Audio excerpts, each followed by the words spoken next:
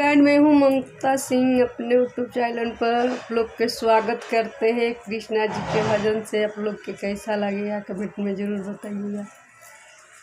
तो कह देना मुरली वालों से तेरा यार सुदामा आया है। कहे ना मुरली वालों से तेरा यार सुदामा आया है।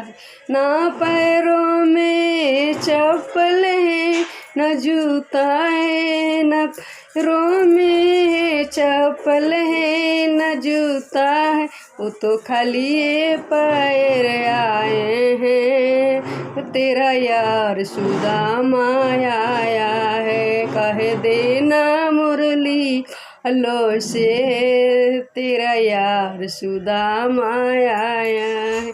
न धोती है न कपड़ा है, न धोती है न कपड़ा है, वो तो फटी धोती में आए हैं। तेरा यार सुदामा आए हैं, वो तो फटी धोती में आए हैं। तेरा यार सुदामा आए है। कह देना मुरली वालों से तेरा यार सुदामा आए। ना सर पर टोपी है न गमछा है, ना सर पर टोपी है न गमछा है, वो तो गमछा लेके आया है। तेरा यार सुदामा आया, वो तो फटी गमछा लेके आया है। तेरा यार सुदामा आया है।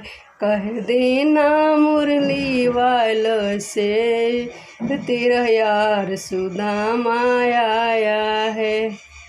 जी।